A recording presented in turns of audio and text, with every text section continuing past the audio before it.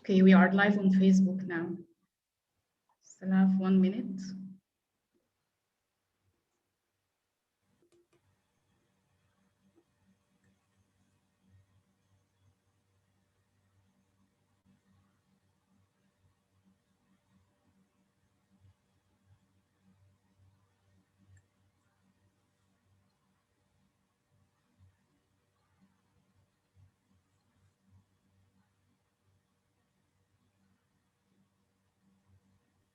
Okay, so here we go. Welcome everyone. This is our forum on futurizing English language teaching and learning.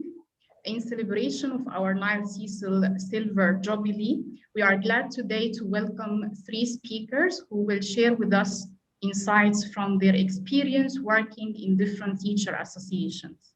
I would like to remind you that we are live streaming this session on Facebook and that you can interact with the presenters and other attendees if you are attending on Zoom using the chat box and the Q&A box. I would like also to remind you that if you have any questions to the presenter, please type them in the Q&A box that you see now in the Zoom room. I will be able to ask these questions at the end of their presentation. We have 3 presentations in this session, each of 25 minutes, followed by 5 minutes for Q&A. Please type your questions again in the chat box and let us know if you are having any questions while they are presenting. Without further delay, I would like to introduce our first speaker, Dr. Christine Kuhn.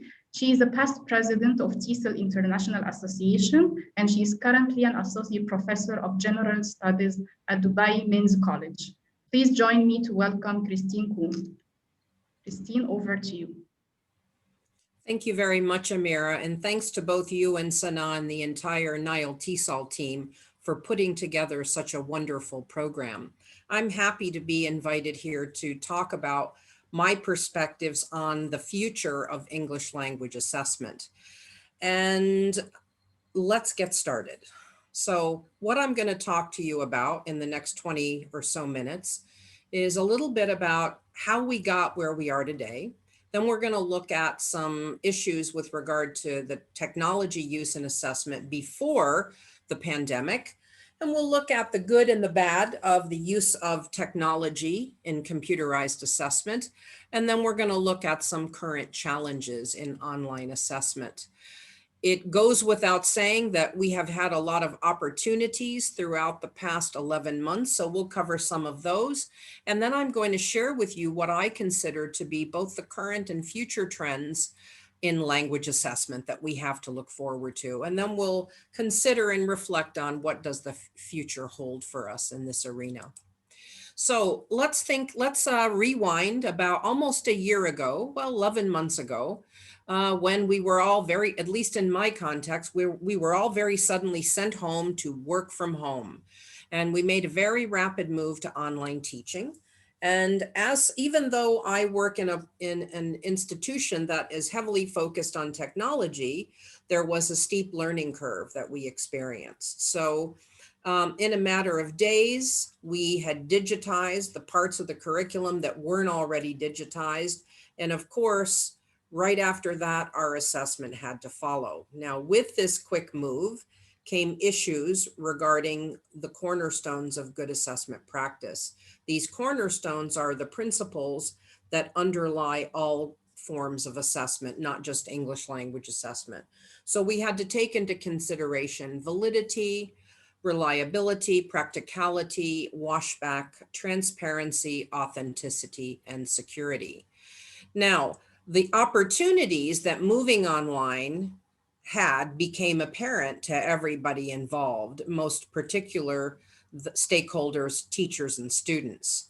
But so too did the challenges. And as I go through what I'm going to talk about today in terms of the future trends, I'm thinking that probably you will relate to many of them, depending on where you are in the world today. So I think we all had to embrace a new normal with this pretty much accelerated and unprecedented transition. And I don't know about you, but I felt both an eagerness to take on the situation and a fear or an apprehension to embrace what our current realities were and what the potential future realities would be, because it came apparent for me, at least early on, that much of the change that we were experiencing in those early days, 11 months ago, that we would carry those with us, that education was changing and so was assessment forever. And I think I really like this quote by Urmston. He put it in the early days of the pandemic, what we needed to do with regard to our assessment practices was either retrofit our existing assessment practices or design completely new ones. And I think many different institutions, different organizations dealt with the move to online teaching, learning, and assessment in a different way. I wish we had more time to talk about that, but I'm happy to, read comments on Facebook Live or hear your comments after, should we have time to address questions.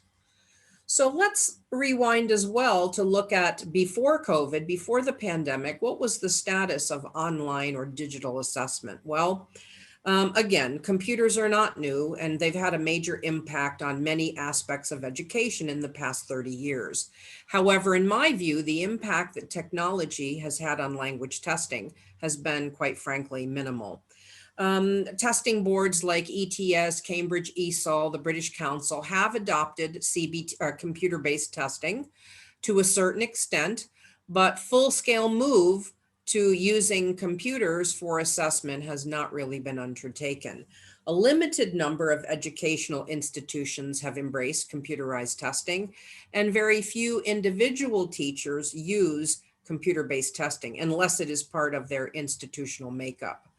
Paper-based tests still are the most popular. They still dominate.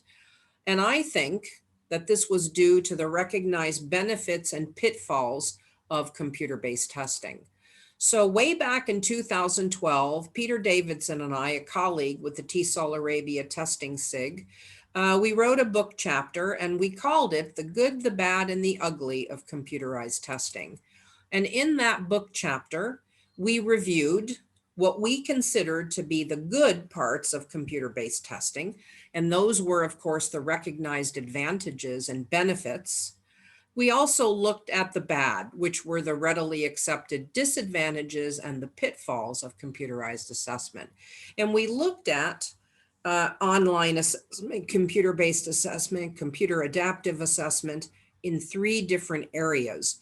We looked at it and how it affected the validity and reliability of our tests. We also looked at how it had an impact and what kind of impact it had on the administration of tests. And we looked at its impact on our curriculum. Little did we know, but we hadn't yet experienced what we call the ugly of computer-based testing. That was still to come. So I know the title of this plenary is Future Trends in Language Assessment, but I feel that it is impossible to really separate or divorce our current situation with what I feel will be our future situation. So I'm going to provide you with what I consider to be 5 current and future trends in language assessment that I think that are currently a big issue, but will continue to be an issue in the future. And I'm going to introduce them here briefly, and then we're going to talk about each one of those individually. So my first trend is the increase in cheating and academic dishonesty cases. Maybe some of you have noticed that this kind of problem is happening. We've also had advances in technology, most particularly with remote proctoring and anti-plagiarism software. We've had a pretty much wide-scale cancellation of in-person exams, and with the resultant rapid creation or uptake of take-it-home exams, or whatever they're called in your context. In particularly at my own institution, we've decreased the weight of more traditional objectively scored exams in favor of more practically focused assessments, or what are called alternative assessments. And the really good news is that we've had a wider interest in and awareness of language assessment literacy, which is kind of the silver lining, in my view, of what's happening to teachers and students today. So let's have a look at the increase in cheating and academic dishonesty cases. Well, little did my colleague and I know that this was to be the ugly part of computerized assessment. Recognizing and accepting that there are instances of academic dishonesty and cheating, and these instances are on the rise, has been a big lesson for me. So the need to design assessments and test tasks that minimize, mitigate, or even eliminate cheating is critically important to overcome this challenge. And employing or training our students to employ strategies that we can use to reduce cheating is critically important. Now, there's been a lot of research out there on cheating and academic dishonesty. And when we look at before COVID, before the pandemic, even when we proctored or invigilated face-to-face exams, students still had a lot of skills in this regard. They could hack into online testing systems. They could communicate with one another during the exam. They could access the internet or other devices to help them. They could access documents or apps on their devices or laptops. They could get someone else to take the test in their place. They could pay essay mills or companies to do their assignments for them. So Davidson asks, if students cheated when we were watching them, imagine what they're doing at home when we're not there with them. So again, cheating is not new. But in fact, a lot of research in online programs has shown that it's fairly widespread, not just in our part of the world, but worldwide. In fact, 74% of the population of a huge 2009 study believe that it was easier to cheat on an online exam than it was in a face-to-face one. This study also found that there were a number of commonly held beliefs. One of those beliefs that was that online universities don't really care about cheating. And another one held by students was that it was it was impossible for teachers who teach online to actually identify cheating behaviors of their students. It was easy to fool plagiarism checkers. And another huge finding was that online students were more likely to cheat than those in face-to-face studies. And another serious myth, it turns out, is that since all online students cheat, it isn't that big of a deal. All of these commonly held beliefs have been debunked empirically since this 2009 study. Another study found that 40% of college students have engaged in e-cheating. You're probably thinking, what is e-cheating? Well, a more recent study by Morazani basically found that there are lots of ways to cheat in an online assessment, but these are the top 5 ways that our students utilize. Cheating by proxy is basically using a ringer or using someone else to take the exam for you online. Using external resources and aids was number 2 on Morazani's list. Getting external help while taking the test, having someone sit in the room with you.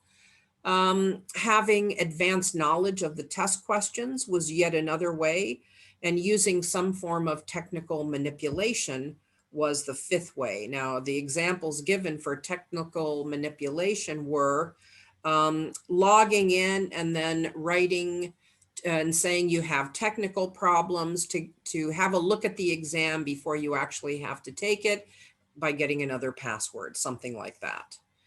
Now,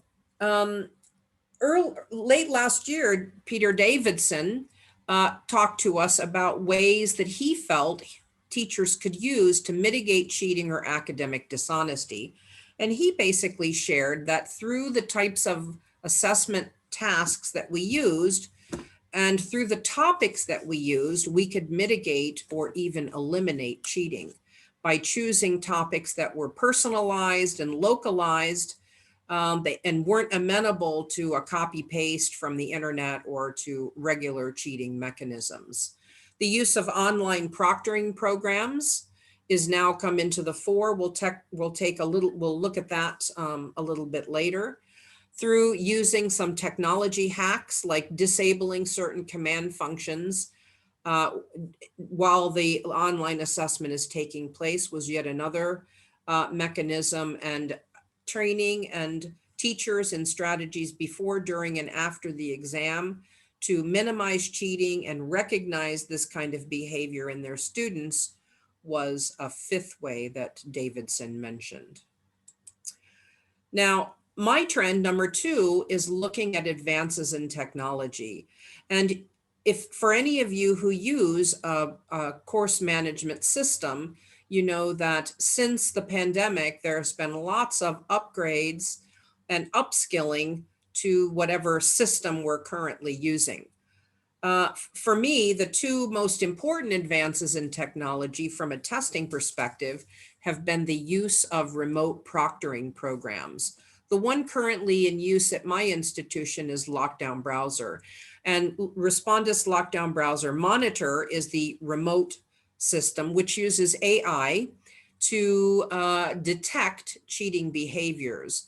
So when my students log on to an exam in Lockdown Browser, the Lockdown Browser prevents them from going to any other site on the internet or opening up any document. But the monitor function means that, of course, the students have to have a device that takes a picture. So they open the program, the computer takes their picture, then the students hold up an ID card, and the ID card is photographed by the remote proctoring program. And then they stand up and the picture is taken of their environment where they're sitting. So what happens is they are recorded when they take the test, and any behavior flags, a behavior flag in remote proctoring means a suspicious behavior that is detected by the computer is flagged. And then a proctor, for example, me, actually watches the video to see if there was any funny business or any academic dishonesty going on. So this is a major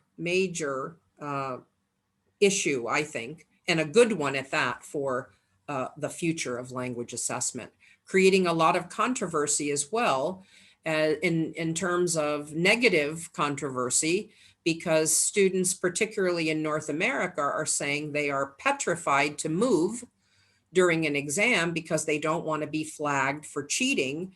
And they're afraid that being accused of cheating in a remote kind of situation will have an impact on the type of college or university they ultimately get accepted to. So lots of controversy, but I think that it is really a good advancement, and one that I hope that will survive the future. The second is anti-plagiarism software. Now, in addition to the most famous programs, Turnitin and SafeAssign, there are a number of inexpensive anti-plagiarism software programs out there, and I've included a few of those on this slide. So even if your institution doesn't have enough funds to get Turnitin or SafeAssign or any of the other ones that you need to pay for, there are ones that you can have access to that you don't need to pay for. Now, my third trend is pretty much a wide-scale cancellation of in-person exams. Last March, many exam boards and organizations canceled exams that were face-to-face or in-person in favor of other types of assessment. The GCSE, the IB, the IELTS, the British Council. These were all testing boards or organizations that canceled in-person exams and used different kinds of assessment. The IB, for example, at least in the subject that I'm familiar with, only gave the one exam that had already been taken. The internal oral was the exam that was used, and the whole mark was given based on that and the teacher predicted scores. Other organizations treated this differently. Now, by some in the language testing community, this was viewed as a regrettable loss and one that would diminish learning. But by others, this move was seen as a way to finally do it right by actually focusing on deep learning. Now, the jury, I think, is still out on what kind of an impact this had. Now, there have been recent announcements as early as yesterday that different countries will handle assessments differently in 2021. England to replace all formal exams with teacher assessments, and France and Canada to assess students through coursework. So it's going to be a really interesting year to see how other institutions, organizations, and countries handle this kind of move. Now, another trend that I'm seeing, and one that has taken place in my own institution, and one that I think very favorably of, is many institutions are adjusting the weight of assessment components for a variety of different reasons. And one of my own institution decreased the weight of these objectively scored exams that were given on our course management system in favor of more practically focused assessments. So in fact, our objectively scored exams, final assessments, were decreased from 30% to 10%. And the remaining 20% was reallocated to some kind of project-based assessment, a project, a presentation, something like some alternative assessment. Now, this trend is, for me, I'm very much in favor of this, but this has resulted in some challenges, especially for teachers, an increased marking load for teachers, because I'm not sure about your institutions, but many of the institutions here in the UAE have increased the class size, because now there's no worry about having enough, desks in a classroom or seats, in a lecture hall. Now, my classes have pretty much almost doubled, quite frankly. So this has resulted in an increased marking load for teachers, as well as the resultant increased admin load. And of course, anytime you're marking a project or an essay or a presentation, you've got the subjective element there. So you have the potential for problems or challenges with inter and intra-rater reliability issues. Now, the last trend that I'm seeing, and one that I really, really love, is that there is an increased language assessment literacy interest. Now, more and more people are trying, and I think that also goes with teacher development. Since we went online 11 months ago, I originally thought, what will I do? All my conference, I really like, learning through conferences. What will I do? How will I get my PD? But English teachers and teachers all over the world in all subjects, we stepped up. And in fact, I'm so disappointed that we're not classified as frontline workers, because I think teachers, our life changed very drastically, not more than a year ago, but we stepped up and we made it work in many, many difficult conditions. I'm lucky because my institution already had a lot of systems in place, and we had a lot of support and a lot of development. But teachers around the world pretty much changed their conferences into virtual conferences like NileTESOL here tonight. And in fact, I'm getting a lot more teacher development than I did before. And I was someone who went to a lot of conferences as well. So I think this wider interest in and awareness of language assessment literacy is, again, the silver lining of it all. So what does our future hold? Well, I think some of these recent changes are going to follow us into the future. And I think hybrid is that key term that I think we're going to be in many parts of the world having some kind of hybrid, not only assessment system, but teaching system as well. One thing I do know from my perspective as a language tester is that we should not be getting rid of one type of assessment and replacing it with another. We need to use what's called a multiple measures assessment scheme. Multiple measures assessment is the realization that there is no one type of assessment that can tell us everything we need to know about our students' language proficiency and abilities. So we need to keep some traditional types of assessment and some alternative types of assessment to better assess our students' language ability.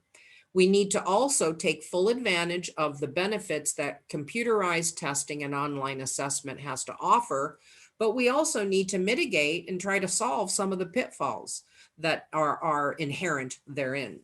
Now, to do this, I think researchers have to step up their game and investigate a number of areas so that they can better inform online assessment practices, because it's only through research, I feel, that the key issues, that the many opportunities that this era affords us can really be realized.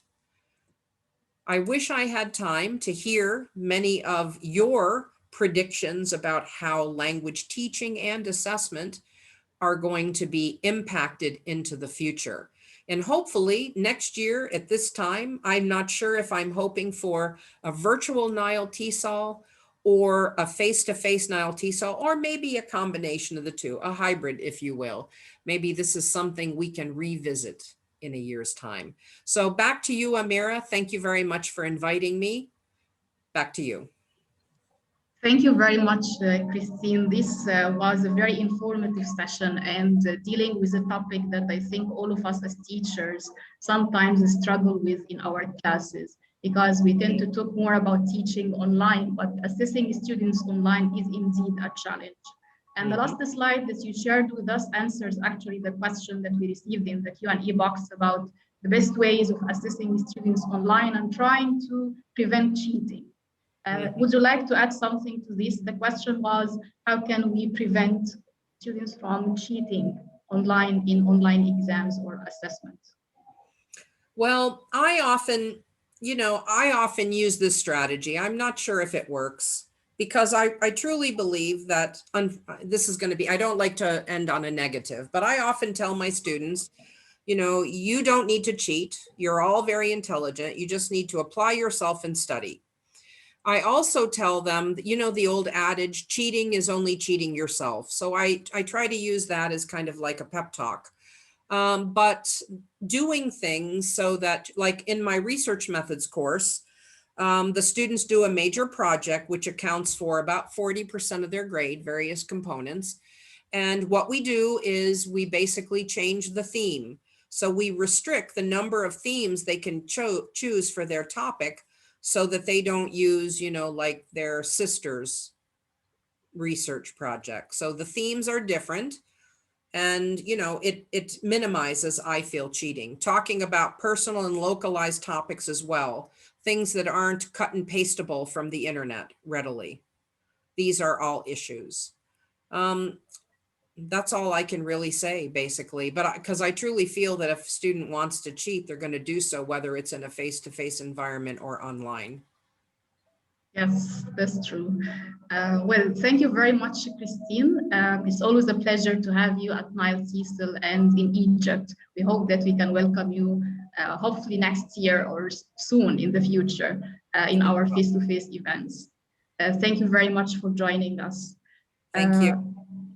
Okay, now we are going to move to our next speaker today, Dr. Aiman Ayman. Aiman is an instructional assistant professor of English at Texas A&M University at Qatar. He is the current president of Africa ELTA, formerly known as Africa TESOL. He's going to share with us today his insights on language teacher associations and the future of English language teaching. Aiman, the floor is yours. Okay, thank you very much, Amira. And thank you, NileTESOL, for inviting me to contribute to this conference. It's a milestone for NileTESOL. Congratulations for being in existence for 25 years. That's a great achievement. Let me share my screen.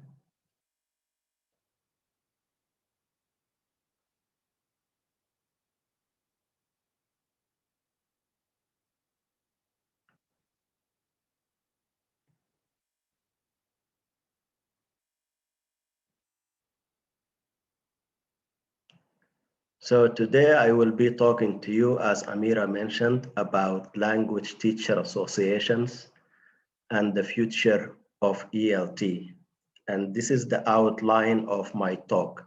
First, I will try to talk about the future of ELT Christine already shared with us some insights regarding the future of assessment, and I agree with her argument that the present the future will look like the present.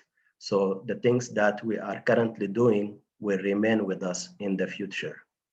Then I'll talk about language teacher associations and their role in professional development. And finally, I will end with language teacher associations in Africa. And my rationale for talking about LTAs in Africa is just to show that these LTAs contribute positively to the future of ELT.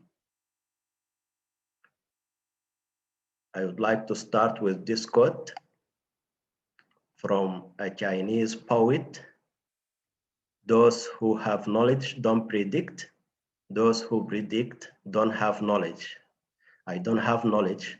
Therefore, in the next couple of slides, I will try to predict the future of ELT. But before I do that, I would like to hear from you. What do you think the future of ELT is? If you can type brief responses in the chat box, that would be great.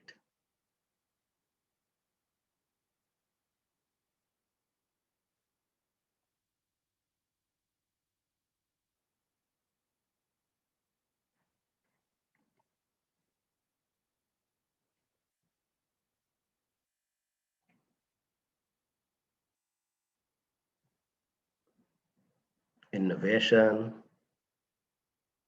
hybrid education, constantly evolving, task-oriented, full online assessment, flipped learning, project-based, a big load of work, digital skills. Great. These are all great predictions for the future of ELT. And now I would like to share with you my predictions about the future of ELT. So we are already doing online learning, and I believe that online learning will remain with us in the future. In addition to online learning, we will see some forms of blended learning, and blended learning is based on the premise that there are advantages to both online learning as well as face-to-face learning. The future will see a lot of flexibility in terms of the content that we teach, as well as the methods that we use to teach that content. The future will also see materials reflecting learners' reality, because context is important. A lot of literature talks about the role of context, and that teaching should be contextualized. Also, the future will continue to see the interplay between local and global. Now I will shift to talk about the future in terms of teachers. So the role of teacher will be changing in the future. We see a lot of technological advances in the field of ELT, and therefore I believe that the role of the teacher will be helping learners to use technology. Teachers will also help learners with soft skills, not only teach English, the language, but also help learners acquire these soft skills such as leadership, management, teamwork, collaboration, so on and so forth. Due to the spread of English as a global language, there are more non-native speaker teachers than there are native speaker teachers. Therefore, in the future, teachers will continue to be multilingual or bilingual. And in some remote areas in the developing world, teachers will continue to be a resource where resources are limited. Also, in the future, teachers will become more autonomous and have agency. And this agency will help them seek professional learning on their own. And this is going to be through professional development. And here, a definition of professional development from OECD. So I highlighted, you can read it, but I highlighted the words activities, because professional development, it has to be grounded in an activity, and it aims at promoting, enhancing the skills, knowledge, and expertise. And key word here is that it is ongoing. If it is to be effective, professional development should be ongoing. And finally, there is a community aspect to professional development. And this community aspect is usually fostered by language teacher associations. So what is a language teacher association? If you can type your answers in the chat box, that would be great. What is a teacher association?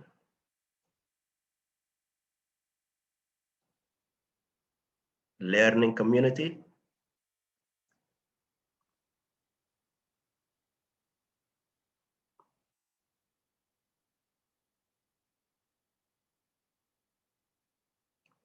What is a language teacher association? Teacher organization for learning from one another, a community of practice, community teachers in search for personal and professional development, a community of teachers. So I see the community aspect of language teacher association, organization for professional development opportunities, building skills, so on and so forth. Great. These are all great definitions of language teacher associations. Here I will share with you a definition of language teacher association by LAM. According to LAM, LTAs are networks of professionals run by and for professionals, and they are focused mainly on support for members. So there is the element of support for members with knowledge exchange and development. So it's not only sharing of knowledge, but also development of knowledge. And this development of knowledge is what contributes to the future of ELT. In addition, teacher associations, they represent members' views. And this is an advocacy aspect of language teacher associations. But of interest here in this presentation is the knowledge development, because this is the part where teacher associations contribute to the future of ELT.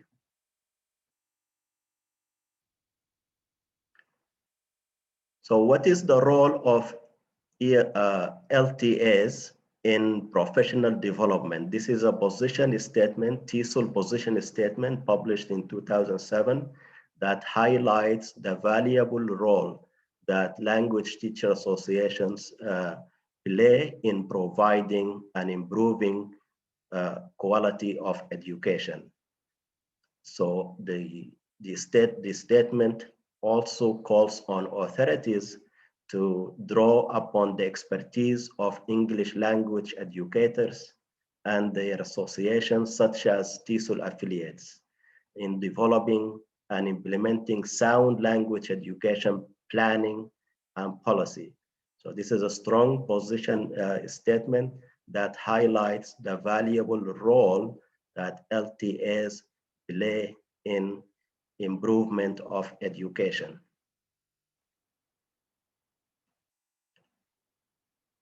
There has been very limited work on LTAs, because if LTAs are to develop the profession, they need to be researched, and they need to be the subject of research. There has been few studies on language teacher associations, and recently I co-edited a book with colleagues Christine and Okon Efyong on the role of language teacher associations in professional development. And in this collection, we present different studies and chapters that talk about the role of teacher associations and how they promote professional development. There are also other studies that have been conducted. For example, one study or a number of studies have been conducted on the benefits that members and leaders of ELTAs reap. And these benefits range from knowledge development to networking skills for members and leadership skills for leaders. There are also studies that talked about the benefits of attending conferences, and these conferences are usually organized by ELTAs, and the benefits also range from knowledge development, enhancing of skills, to networking opportunities that these conferences provide. More recently, Rimmer and Floyd conducted a study in which they discussed that ELTAs made considerable contribution to professionalism through continuous professional development.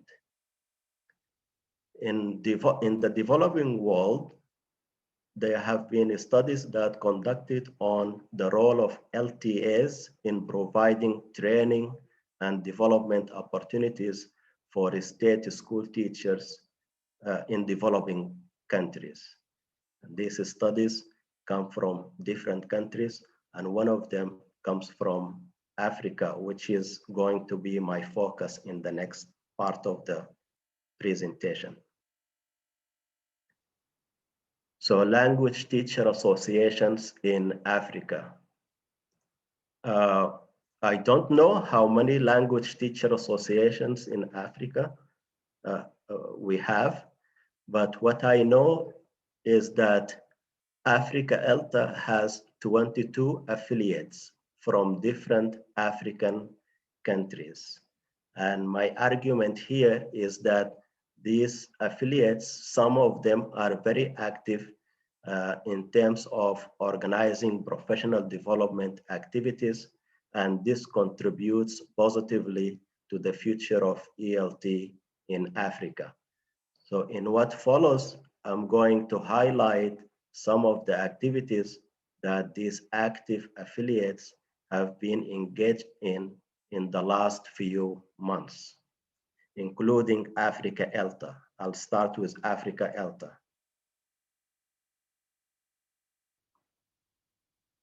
My slides are not moving. Here we go. So at Africa ELTA, we organized a panel discussion series under the theme of personal, professional, and leadership development. And we invited our affiliates. So far, 10 affiliates have participated. We gave them a platform in which they come and discuss their association and the activities that they conducted for their members.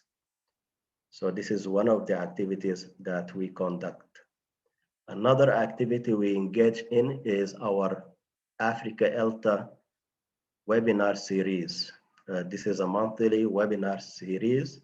And as you can see, this particular webinar was on the topic of project-based instruction, and for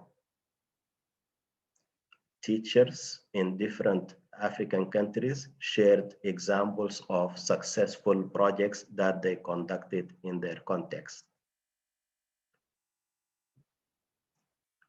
We have also recently conducted a female leadership mentoring program in collaboration with EVE, and EVE stands for Equal Voices in ELT. and they provided mentors to 8 teachers from 6 different African countries to help them with development of leadership skills such as conference presentation. I will be taking you to Guinea Conakry. There is a English Teachers Club, and this club is active, and they organize webinars and other workshops.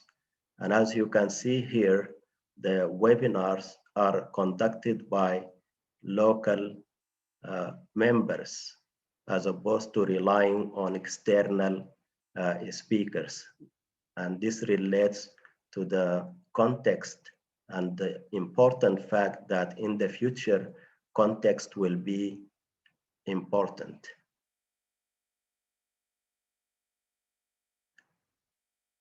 Our affiliate in Mali is also active, and they conduct continuous professional development sessions on different topics.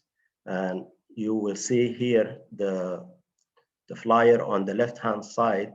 The topic is integrating some tech tools in the English classroom. And this is already a futuristic kind of topic. Although in some rural areas, there might not be access to technological devices, but this remains relevant in urban areas.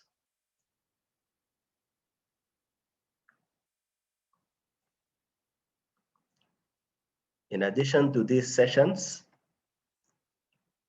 our affiliate in Mali organized a virtual national symposium very recently in December under the theme of COVID-19 outbreak and made responses to teachers' professional development. The speakers are also local from Mali, and the platform that they used is both WhatsApp and Zoom. So teacher associations in Africa are already engaged with technological tools to provide professional development to their members. Our affiliate in Senegal, ELTAs, has also been very active in organizing webinar series, and the webinar series are also run by local teachers. And you can see on the right-hand side, the flyer, the topic is accommodating speaking in the Senegalese ELT context. And this here shows the importance of context that I talked about earlier. They also organized a conference, their 23rd annual conference in December, under the theme of teaching English in challenging times, resilience and reinvention. And as you can see, the theme is very futuristic, and their keynote speaker is a teacher trainer from Senegal. So they are relying on local talents. Also, Camilta in Cameroon, and especially the research group of Camilta, is very active, and they have recently organized a conference. The theme of the conference is reflections on bottom-up approaches to English language, literature teaching, and teacher training. And you can see the speakers come from different parts of the world: Cameroon, African countries, and countries outside of Africa.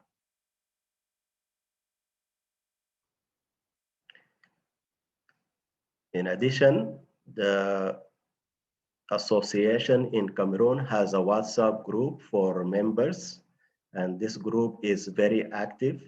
They organize sessions using WhatsApp, and this is an example of a session given by Abigail that talks about writing activities using WhatsApp.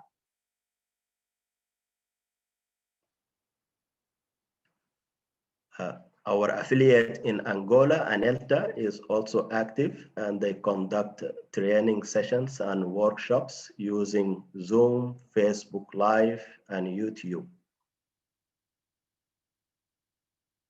Last but not least, our affiliate in Burkina Faso is also active, and they organize sessions that center around different topics. And in this particular flyer, you will see Rose giving a session on using information gap activities for teaching speaking.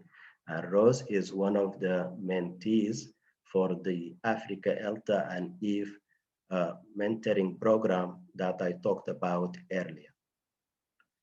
So I would like to conclude by saying that I presented you with different affiliates and their activities, and my rationale behind that is how they contribute to the future of ELT based on the activities that they conduct. These are the references I used. Thank you very much. If you have any questions or comments, I'm happy to answer. Thank you very much, Ayman, for sharing success stories from Africa. I think it's important for us as professionals to connect in such a way and to learn from each other's experiences. We have one question for you from your experience in Africa. The question is about the challenges that you think teacher associations in Africa face. Yes, that's a great question. And teacher associations in Africa face many challenges. The first challenge that they face is volunteers. It is very difficult to get members of the associations to volunteer and join efforts with the leaders of the association. Another challenge is technological challenge. They don't have the technological platforms that enable them to conduct professional development activities, especially during this pandemic period, because in-person sessions are not a possibility. One more challenge that they face is financial resources. The financial resources are very limited, and some affiliates try to overcome this challenge by creating partnerships with external bodies such as the British Council and the RELO. So there are many challenges. Attracting members is also a challenge, and getting members to attend the events is also a big challenge that faces teacher associations in Africa. But they are trying very hard to overcome these challenges. And as you can see from the presentation, I highlighted active teacher associations that are trying to reach their members and help them develop professionally. Thank you. During your presentation, you also mentioned one of the challenges is trying to attract volunteers, active volunteers. And there is a question in the chat box about how to volunteer in any teacher association. And yes, in any teacher association in Africa, like in Senegal. So just like a common question in general. Yes, how to volunteer. I would say that in order for anybody to volunteer, they would have to get in touch with the leaders of the association and let them know that they are available and willing to work. And I'm positive that the leaders of the association will be happy to receive such inquiries because volunteering is scarce in the context of Africa. So yes, get in touch with the leaders of the organization and tell them what can you volunteer with and how you can volunteer. Okay, I think this helps a lot. We have several questions about volunteering and joining as a member, and I think you have aroused here people's curiosity to join teacher associations, which is good. If you are to end with like one final note about joining teacher associations, Ayman, what would you tell teachers? Well, I would tell teachers, as I mentioned in the presentation about the future of ELT, that teachers will be autonomous and they will have agency. And this agency will allow them to seek professional development opportunities. And the authorities, the government may not be accessible, but teacher associations are more accessible. Therefore, my advice would be to reach out to your teacher association, become a member, and become an active member, contributing with ideas to improve the work of the teacher association. Okay, thank you very much, Ayman. I'm afraid we don't have much time to answer more questions, but I think you can answer them in the chat box. Thank you very much for joining us. Thank you. Okay, now we're going to move to our third speaker in this forum. Our third speaker is George Krampus, who is currently the director of Teaching, Learning and Development Center at Yamama University in Saudi Arabia. George is a former chair of the Affiliates Network Professional Council at TESOL International Association, and he's now the current president of Dieselgolf. George, we are very glad to have you with us at NileTESOL conference. Thank you for accepting the invitation. We are looking forward to hearing from you. Hello, Amira. Thank you for the invitation, and thank you to everyone that is here. Let me just go on and share my slides.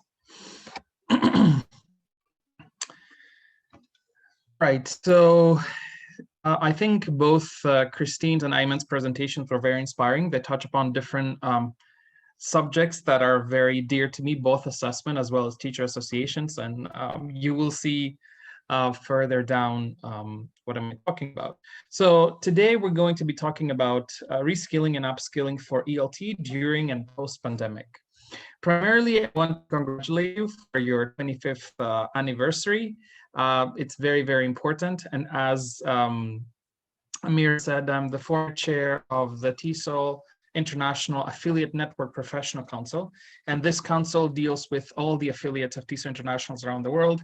And NileTESOL, of course, is one of our very, very active, with a very active membership. So it's really, really an honor to be here. And I'm delighted that I'm going to be talking about things that can help us in the future.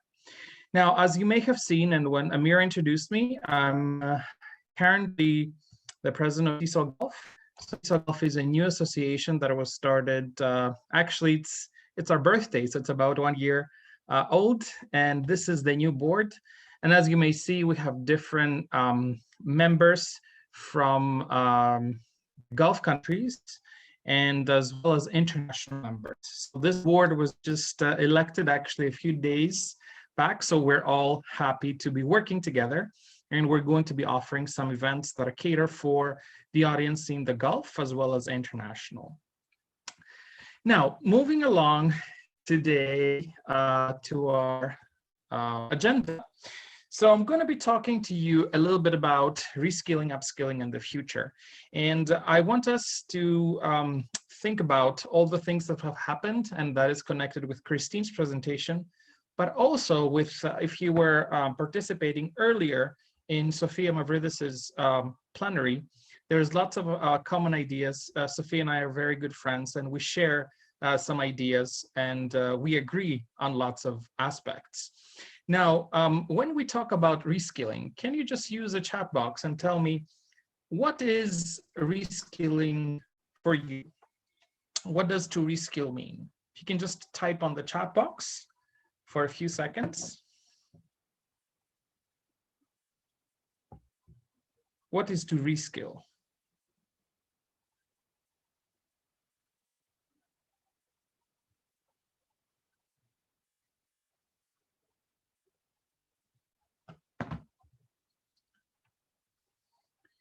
So training for new realities, what I've already have and add more. Reskill is to requip, improve, learning new skills, etc., etc.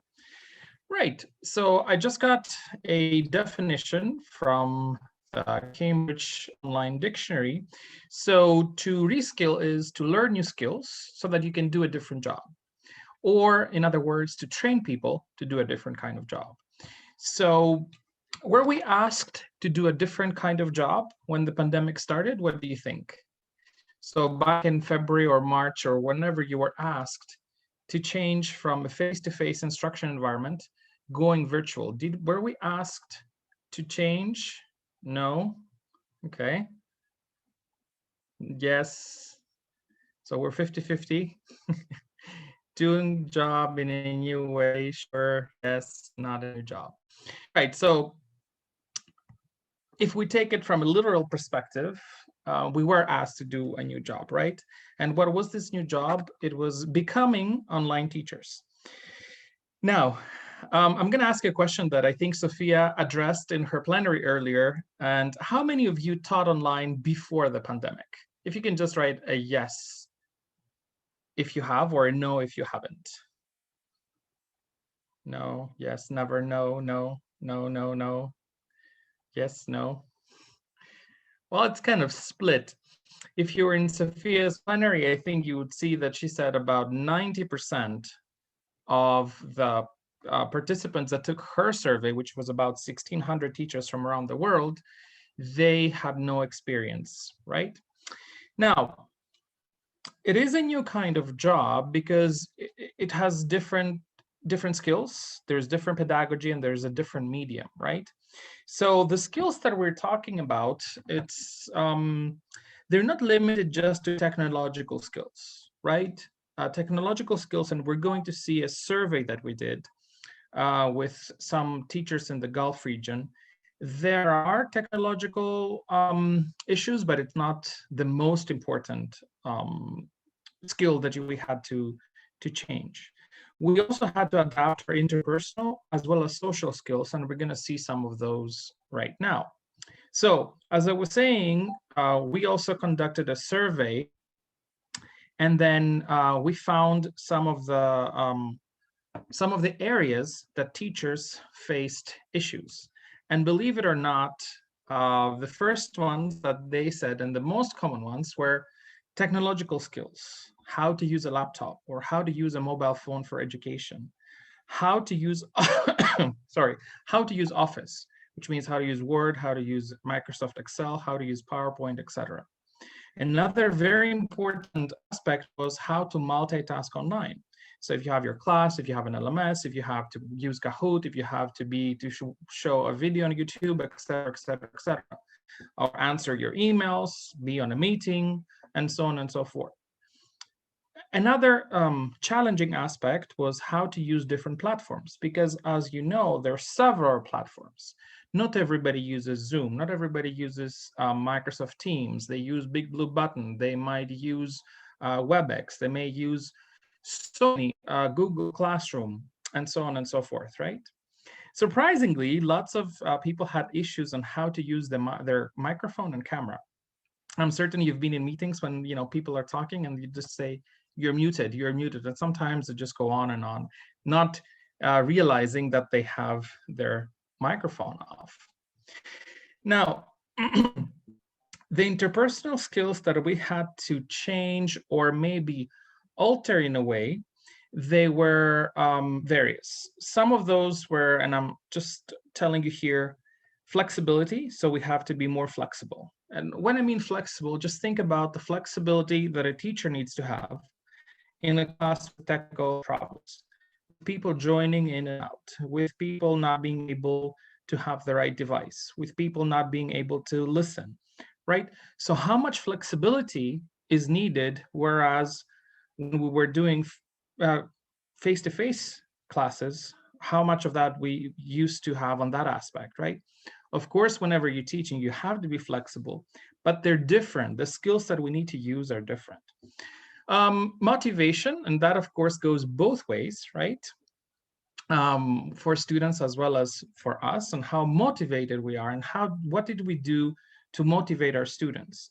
And this is actually a skill that has been researched, and there's lots and lots of presentations online from teacher associations, from universities, from individuals, how to motivate, one, your students, and second, yourself.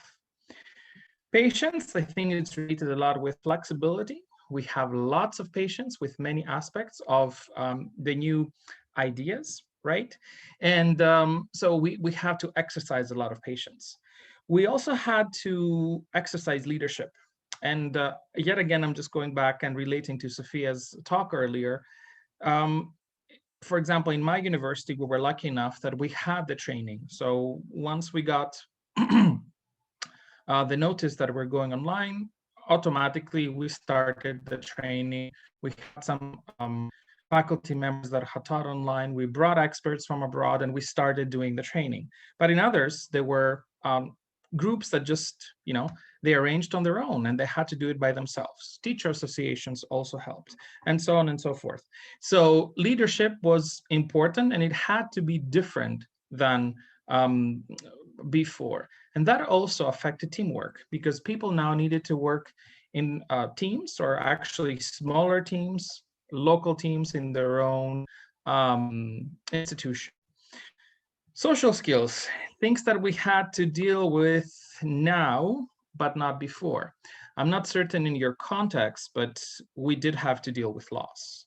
And that sometimes is very, very difficult when you are in front of a screen. We had to make certain that our students were fine. Some of our faculty were fine if they lost a family member. Either they were here or either they were abroad and they could not travel, they could not go. So mourning on days that they had class, or they would take some days off. And, all of this had to be catered. We had to use counselors, we had to use people who, were experts in that field. And it was difficult. And not all of us are psychologists. Not all of us have this idea how to deal with loss and how to help and support the students. Collegiality as well. We had to work with our colleagues more, I think, than before. And that meant that we had to answer to more emails. That means we had to have more meetings online, share classes, teach, and so on and so forth. Awkward moments, things that maybe would not have happened in a face-to-face scenario, but they happen in a online class, maybe. And online fatigue.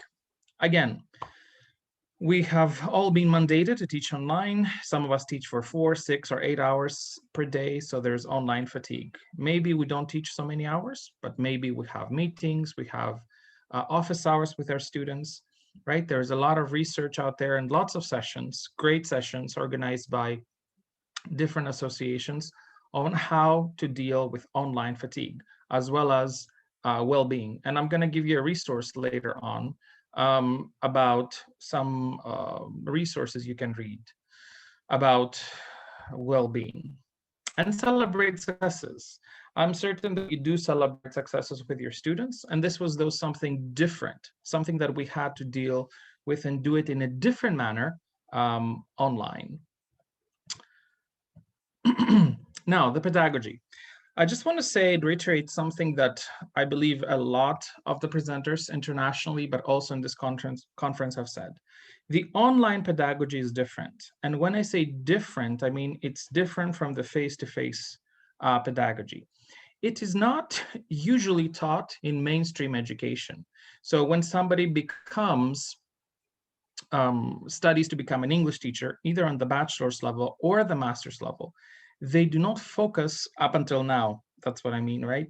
They do not focus so much on online education. Maybe you'll take a course or two in the, in your bachelor's or in your master's. One of the courses might be computer-assisted language learning. It might be something you don't have to, right? So what I'm trying to say is that it was not there when we needed it, because there was not a need in the past. There wasn't such a huge demand for online teaching. So now that we had to use it, we did not know. Lots of us did not know how to teach online.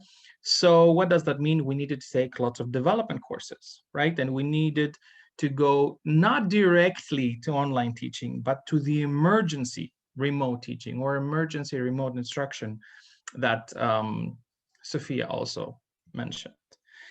Now, the medium changed. So instead of being face-to-face, we had to use a computer or a laptop or a phone. And the reason that I'm saying that is that you need to take that into consideration. You need to take into consideration that maybe you or the student does not have the equipment, and that changes and shifts the whole dynamics. When you're in class, maybe you're projecting, you have a projector, you have a whiteboard, you have a handout.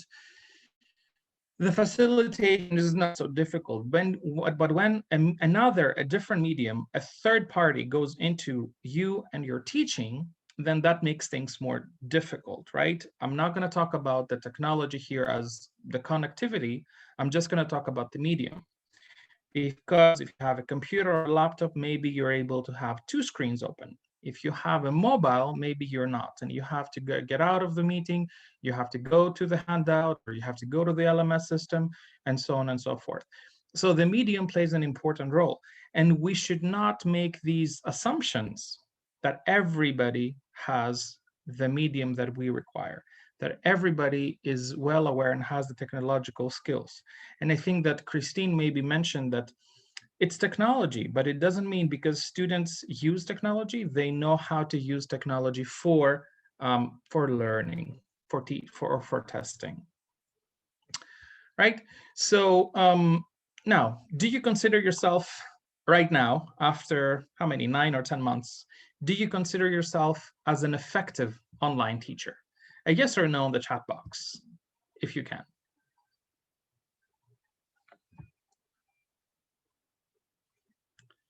Yes, yes, yes, no, no, I believe, yes. Getting there, I hope so. Yes, learning, yes, no, doing my best. Very well. Well, I have a good answer for you. If yes, well done, no, well done again. Because it is a learning curve. And we have all spent a lot of time getting educated. Again, I might say educated, maybe we attended something we had to, maybe we attended something we didn't really like to, and so on and so forth. So our sources of education and our sources of development were different, and that makes us different, and also to the level that we are effective online teachers.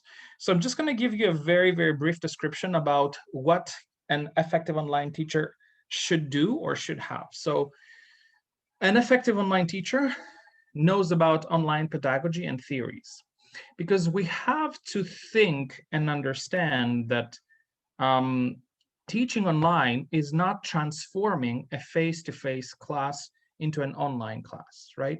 You just don't take the book that you had in your hands and you just transform it into, you get a new book and everything's solved, right? Attention span is different.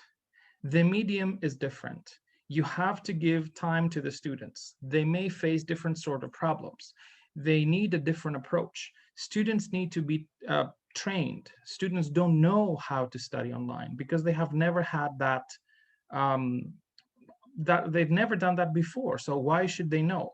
And if it was a steep learning curve for us, imagine what a steep learning curve it was for them, right? And I'm talking about real learning and real studying online. I'm not just saying somebody opens a Zoom, they're in a class, they're on their bed, and they're just listening, right? Or actually muting the person so they don't want to listen to what they're saying, and they just say yes when their name comes on attendance. So if you want to be an effective online teacher, you have to know about the pedagogy and the theory, not just the practice. If you know how to use 10 tools online, it doesn't make you an effective online teacher. You have to know why you do this, right? Now, you need to know the platforms and you need to know the tools and navigate to them. And you need to have actually more knowledge than the average classroom teacher. What you need to have, and this is something that I know it's challenging and it's actually very much context specific, is that you need to have good reports. Now you're going to tell me, so how am I going to motivate my students? It depends. Depends if you're teaching in a school, depends if you're teaching in a high school, in a university. I teach executives sometimes. The context is very, very important because you can do and cannot do several things. So depending on your context, and maybe that's another talk to have, is how to motivate your students, right? But you need to have good reports. You need to know their names.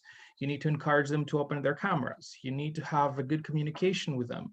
You need to be able to take them on a breakout room or have office hours and talk to them separately so that there is, this is something that you would do in class, right? Or when you were back at the university or at your school. So you need to have the tools in order to have that good report. Now, let's go to upskilling. What does upskilling mean for you? If you could just write in the chat box for a second. Upskilling.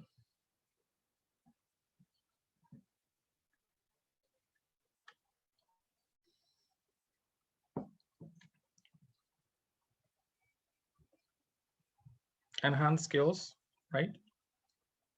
Develop existing skills, improving skills, learn more self-development, develop a skill we already possess, increase knowledge and mind shift, raise my levels of skills, improving, right. You're all very much right. Oh, the process of improving skills is upskilling, right? And what, sorry, and what skills do we need to upskill? Now, I'm just gonna mention all of them here. I'm just gonna go through them very, very quickly. Primarily, what we need to upskill is our teacher skills. Now, we've all studied to become teachers, either through formal education, through experience, through certificates, through degrees, bachelor's, master's, PhDs, post-PhDs, any kind of different kind of experiences we all had. What we really need to do is we need to understand the students. As I said earlier, students are in a shock situation, even if it's 9 months. Even, for example, in my institution, this is the semester we take mine, right? We need to be able to understand the students in order to facilitate the process of learning. This is very, very important for us and for them. We also need to change the learning outcomes. I've been saying, and I think a lot of people have been saying that they need to change their learning outcomes, right? As I said earlier, and Sophia, I think, has said, and many other speakers, I'm certain, you don't just put a face-to-face class into an online one. Ahmed, I'm happy you like the picture and you're a math teacher. And something that I wanted to say, and thank you for reminding me, Ahmed, is that this is not just for language teachers. This is for everybody that teaches online. There are certain tools that can be used, interdisciplinary in all the classes, or in different kinds of teaching. So I teach at a university, and when we train teachers from my center, we train teachers in all disciplines: engineers, lawyers, business, marketing, executives, English. All of them are in the same training. Yes, there are things that, like you cannot do a lab the same way that you do it face-to-face, but there are different kinds of tools that you can do that for math, for chemistry, for physics, et cetera, et cetera. Another important element you may want to consider and you may want to upskill is experiential learning. Because as Christine said earlier, I think we're moving towards a paradigm shift where traditional assessments and the grades are not going to be reflected through the traditional assessments. They're going to be, the project-based learning has been around for many years, right? I think there's going to be more use of that. So we're going to be asking students to showcase what they can do, not just a rigid assessment. We have to help and support students with any way that we can. And we also need to humanize our classrooms. We need to be there for the students. We need to crack a joke. We need to say, you know, whatever we would say in class, I see in my class that I have the same attitude. I have the people that would sit in the front and they would talk all the time. I have the people that are in the middle and they're going to be talkative and not, and I have the people that sit in the back, right? So this exactly the same scenario comes into my online class. So I have the people that talk all the time, I have the people that, you know, talk now and then, and I have the people who are like ghosts. Just come, this yes when I take attendance, and then they don't. So I have to make certain that I involve all of them. How do I do that? Well, it's not easy. I ask different questions. I try to, you know, make the whole class participate. I use breakout rooms. I do all sorts of things. I mean, you know, sometimes I think we should not be called teachers. We should be called performers, right? You have to learn to work with colleagues a lot, share, and you also have to belong to communities of practice. An excellent example is NileTESOL. So you are participating in this convention today in conference, and you have an opportunity to meet with thousands of teachers that most likely have the same issues with you. So you can talk with them, you can go to the concurrent sessions, you can attend the plenaries, you can go, you know, their comments on Facebook and other associations, TESOL International, Dieselgolf, the English Language Association in your country, your own institution, communities of practice. They don't have to be formal, they don't have to be large, they don't have to be international, they can be your little group. Just belonging to a COP really, really empowers you because you don't feel like you're the odd one out. You feel that you belong to a group. This is what a community of practice is, and this is what a community of practice does. So make certain that you belong in one or more, and not just for teaching, not just for English, maybe for different other things, right? And make certain that you do belong to the things that you used to belong before. So a couple of things of technology, and I'm almost done. I just want you to think and maybe remember that technology is not panacea, it's not everything. It is the medium. It facilitates the learning. It's not that it will replace us. And if you're afraid, if technology is going to replace you, it might not replace all of us, but it will replace those teachers that have no idea how to use technology as a medium of instruction to teach, either English or math or chemistry or molecular something. So my advice to you, and I'm almost done, as I said, get educated, but be careful. Don't be overeducated, right? Attend what you have to attend. Be very careful. As Sophia said, everybody just gets, you know, a Zoom account or a Facebook Live or a WebEx. They go online and they say, you know, come and learn the new tools. They're free webinars, they're paid webinars, certificate courses. Make certain that what you attend is good for you. It answers to your context. It is there for you and it is going to help you. I think we're past the period that we are attending everything, right? And I was in a meeting with TESOL the other day, and I was saying that teacher associations and us that have more experience, we need to elevate our workshops in Workshops 2.0. So we should not just be me presenting, it should be hands-on, as the workshops we used to do before. Because whether we like it or not, this is going to stay. It's not going to go away.